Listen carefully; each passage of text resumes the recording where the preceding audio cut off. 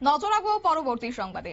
আজকে এসএফআই এবং টিএসইউর উদ্যোগে আজকে সাংবাদিক সম্মেলনে মিলিত হয়েছেন তারা, এবং প্রত্যেকটা ক্ষেত্রে তারা বিভিন্ন অভিযোগ রেখেছেন। সর্বপ্রথম পরীক্ষা মৌসুমে উচ্চস্বরে মাইক বন্ধের দাবি প্রশাসনের কাছে দুই বাম ছাত্র সংগঠনের। একই সঙ্গে আরো একটি দাবি তারা রেখেছেন যে বেসরকারি নার্সিং কলেজ সহ বিদ্যালয়গুলিতে অতিরিক্ত ফিস নেওয়ার অভিযোগ, পাশাপাশি বেসরকারি মেডিকেল কলেজে এনএমসির গাইডলাইন মেনে চলার দাবি এসএফআই এবং টিএসইউর। কি বলেছেন তারা, শুনুন।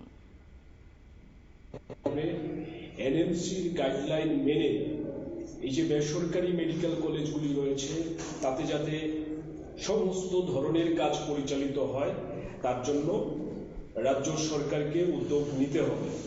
তাছাড়া শুধুমাত্র মেডিকেল শিক্ষার ক্ষেত্রে না, এমবিবিএস কিংবা পিজি পড়াশোনার ক্ষেত্রে না, তার বাইরেও আমাদের রাজ্যে যে নার্সিং, প্যারামেডিক্যাল, ফার্মাসিস্ট কলেজ রয়েছে, এখানে বেসরকারি প্রতিষ্ঠান ঢুকেছে, সেই জায়গার মধ্যে লক্ষ্য করা যাচ্ছে উচ্চ হারে ফি আদায় করা হচ্ছে ছাত্রছাত্রীদের থেকে। এই ক্ষেত্রে কোনো নিয়ন্ত্রণ সরকারের নেই। আমরা দাবি করছি নার্সিং, প্যারামেডিক্যাল, ফার্মাসিস্ট কলেজগুলিতে যারা পড়াশোনা করেন তাদের সমস্যার সমাধান করার জন্য, সেই ছাত্রদের জন্য নির্দিষ্টভাবে মেডিকেলের জন্য যেরকম কমিটি গঠন করা হয়েছে সেরকম কমিটি গঠন করে এই বেসরকারি কলেজে ফি স্ট্রাকচার নিয়ন্ত্রণ করা হোক, একটা জায়গাতে সরকারি নজরদারি থাকুক।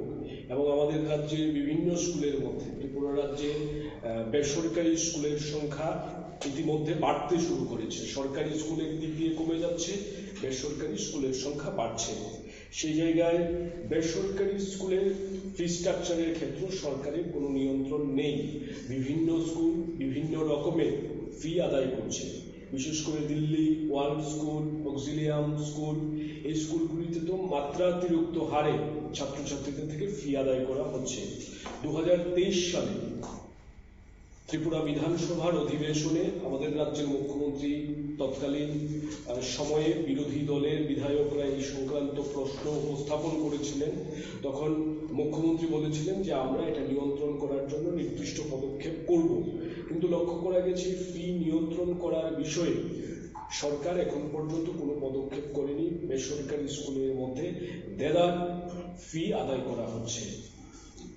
এই জায়গাতে আমাদের সংগঠন দুটি দাবি করছে যে বেসরকারি স্কুলে, সেটা মেডিকেল শিক্ষা হোক, সরকারি বিভিন্ন টেকনিক্যাল প্রফেশনাল কলেজ হোক, বেসরকারি ক্ষেত্রে, এবং তার সঙ্গে সঙ্গে যে আপনারা শুনলেন এসএফআই এবং টিএসইউ নেতৃত্বদের বক্তব্য। মূলত আজকে তাদের এই সাংবাদিক সম্মেলন ছাত্র যুব ভবনে করা হয়েছে এবং সেই সঙ্গে তারা উল্লেখিত দাবি দাওয়াগুলিকে সামনে রেখে সাংবাদিক সম্মেলনে মিলিত হয়েছেন।